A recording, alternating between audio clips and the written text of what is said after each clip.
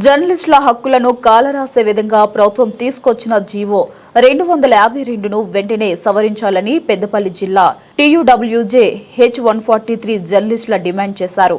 అక్రిడేషన్ల విషయంలో ప్రభుత్వం అనుసరిస్తున్న ద్వంద్వ వైఖరిని మానుకోవాలని కోరారు. ఈ మేరకు పెద్దపల్లి జిల్లా కలెక్టరేట్ ఆందోళనకు దిగారు. అనంతరం అడిషనల్ కలెక్టర్ వేణుకు వినతి పత్రం అందజేశారు. గత ప్రభుత్వం జర్నలిస్టులందరినీ గుర్తించి ఇచ్చిన అక్రిడేషన్ కార్డులను, గుర్తింపు కార్డులను ఈ ప్రభుత్వం కుదింపు చేయడాన్ని మేము నిరసన వ్యక్తం చేస్తున్నాం.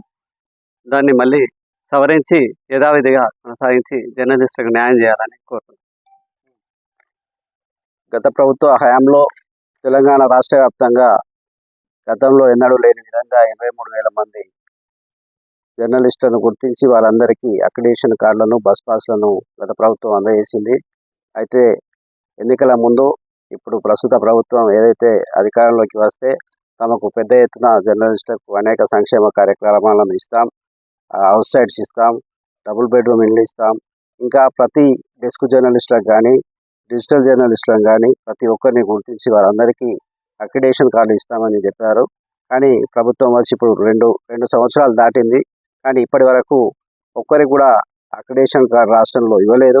దానికి పోగా ఏదైతే 23,000 మంది జర్నలిస్టులు ఉన్నారో రాష్ట్ర వ్యాప్తంగా వారిలో కుదించి కేవలం 10,000, 12,000, 14,000 మంది మాత్రమే జర్నలిస్టులకు అక్రిడేషన్ కార్డు వచ్చే విధంగా జీవో 252 కొత్తగా తీసుకురావడం జరిగింది. ఈ జీవోతో పెద్ద ఎత్తున జర్నలిస్టులకు నష్టం జరిగే అవకాశం ఉంది.